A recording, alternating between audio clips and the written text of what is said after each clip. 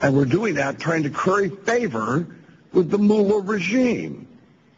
And how much does it take before we quit trying to curry favor with them by treating people who oppose them as if they're criminals? It's the mullah regime who are the terrorists, not the MEK. The MEK wants to establish a democracy there. I'm not saying I agree with everything they stand for, but by designating them terrorists, we're giving the mullahs the idea that we're weak. How do we expect to get anywhere in this world when we treat our friends who believe in democracy as if they are enemies, and our enemies as if they're our friends?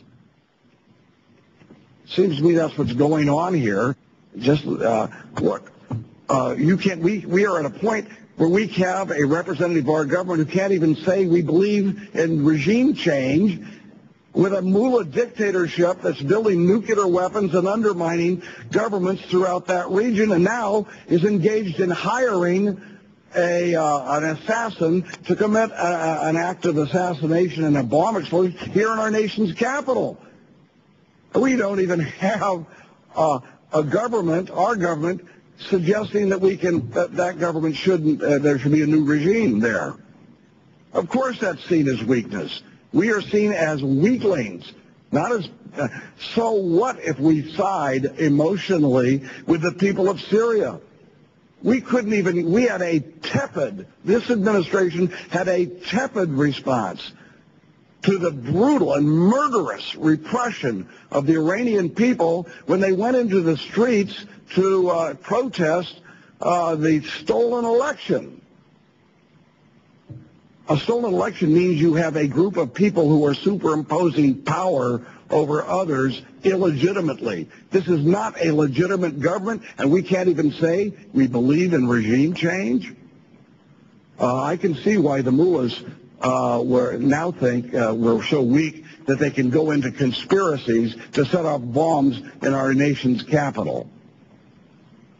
Look, all of these years we've known what the mullahs are all about. They have expressed their hatred towards the West and towards the United States, their commitment towards and utilizing brutality and murder to achieve their ends, and yet we can't even we can't take them off the terrorist list for just their opposition, and much less can we support all of the ethnic groups and the young Persians in Iran who are struggling and risking their lives against the mullahs. We haven't provided any material support, we haven't provided any weapons, we haven't provided any way that they can actually impact the mullahs' dictatorship and control in Iran. Shame on us.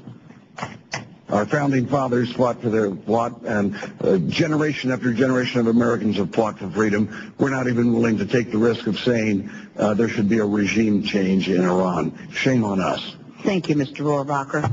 Thank you, Mr. Rivera. Mr. Sherman is recognized. A couple of opening comments. I agree with Mr. Rohrabacher that this attack demonstrates that Iran perceives us as weak, and not without good reason. I'll point out that we've got a number of people in the audience with yellow T-shirts that remind us that 450 days ago, a court declared that the State Department should carry out the law.